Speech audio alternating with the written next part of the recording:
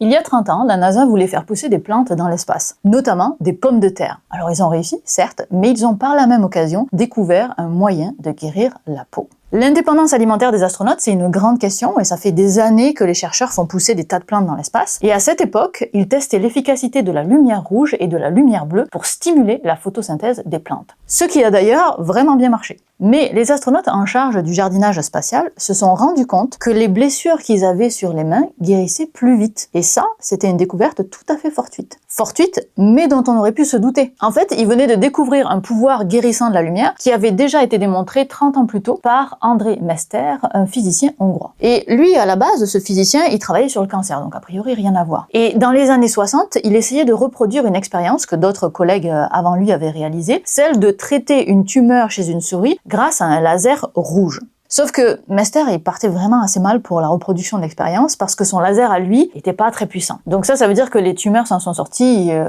indemnes. Par contre, les souris avaient été rasées pour l'occasion et elles avaient aussi quelques blessures sur la peau, mais sous l'influence de son laser peu puissant, les poils se sont mis à repousser plus vite, tout comme la cicatrisation des blessures. Il a ensuite passé de nombreuses années à démontrer les effets thérapeutiques des lasers à faible intensité, aussi appelés les lasers froids, sur le corps humain, et particulièrement ceux de la couleur rouge et infrarouge. Alors pendant très longtemps, de nombreuses personnes ont pensé que cet effet thérapeutique n'était possible que parce que c'était des lasers, donc avec des propriétés physiques très particulières et aussi un prix assez inaccessible à tout un chacun. Donc quand la NASA a annoncé qu'il y avait un effet physiologique sur les astronautes avec de simples LED qui coûtent 3 francs 6 sous, en fait, c'est pas 3 francs 6 sous, les LED sont 100 fois moins chers que les lasers par milliwatts de puissance optique, plus précisément. Alors depuis qu'on sait que ça marche avec des lasers ou avec des LED, on n'appelle plus ça la thérapie à laser froid, mais plutôt la photobiomodulation. Et forcément, depuis, ça a ouvert la porte à beaucoup de développement de produits. Et depuis 2001 environ, et encore plus là ces dernières années, le marché est inondé de produits à thérapie à lumière rouge. Vous avez des casques pour la calvitie, des masques pour le vieillissement de la peau, des attelles pour les troubles musculo-squelettiques, des lits pour la récupération du corps. Alors est-ce que ça marche? C'est pas parce qu'il y a de la science que derrière on arrive à l'appliquer. Quiconque vous dit que ça marche ou que ça ne marche pas sans apporter la moindre nuance,